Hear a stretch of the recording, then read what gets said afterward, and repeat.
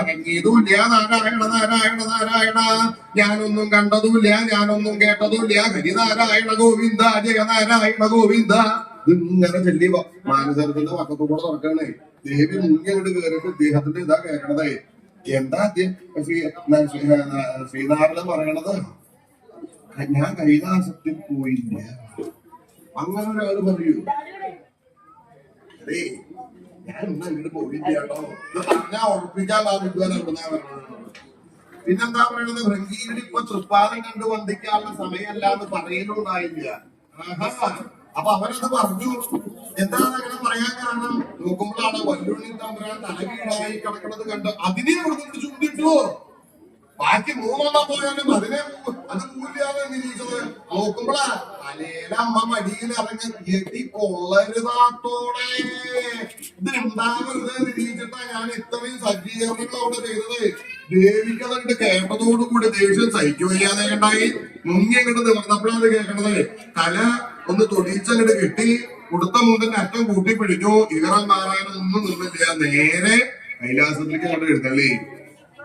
ദേവിയുടെ എഴുന്നള്ളത്തെ കണ്ടപ്പോ ഭൃംഗീരടിക്ക് മനസ്സിലായി ഈ വഴിയൊന്നും അങ്ങോട്ട് മാറി കൊടുത്തു. നേരെ ഉള്ളിലങ്ങോട്ട് ചെന്ന സമയത്താണ് ശിവരമേശ്വരനും ഗംഗാഭഗവതിയും സങ്കല്പിച്ചുകൊണ്ടിരിക്കുന്നതാ കാണുന്നത്. ആഹാ, ഇതിനാണ് എന്നെ കുളിക്കാൻ പറഞ്ഞത് അല്ലേ? എന്നൊരു കാര്യമുണ്ട്. ഇനിയുള്ള ഉള്ള കാലം മുഴുവൻ രണ്ടാളും കൂടി ഇവിടെ സുഖമായിട്ട് കൂടിക്കോളൂ.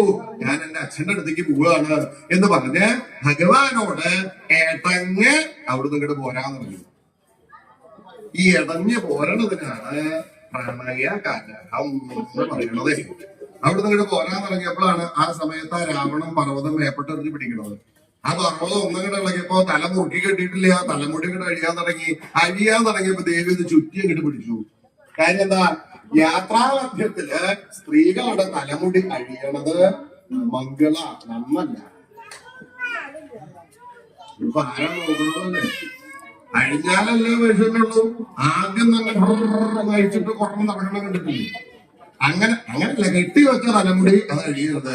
പിന്നെയാണ് പർവ്വതം ഇളക്കം വർദ്ധിച്ചു, സ്ഥലാവരണം. അയ്യോ, ഉടുത്ത മുണ്ടിന്റെ കടക്കൂത്ത് വരെ അഴിയത് ഒക്കെ കൂടി കൂട്ടിയങ്ങോട്ട് പിടിച്ചു.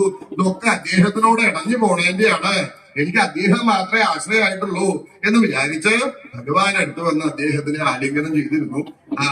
ഭഗവാൻ പറഞ്ഞു, പാർവതി പേടിക്കണ്ട എന്ന് പറഞ്ഞ് അദ്ദേഹത്തിന്റെ ബാധാനുഷ്ഠം കൊണ്ട് കാലിന്റെ പെരുവിരല് കൊണ്ട് പർവ്വതം ഒന്നങ്ങട് അമർത്തിയപ്പോഴോ പർവ്വതം കീഴ്പെട്ട് വരണതും അദ്ദേഹം അമർത്തിയതും ഒരേ സമയത്താണ്. രാവണന് 20 കൈകളും നിർത്തി പർവ്വതം പിടിക്കും.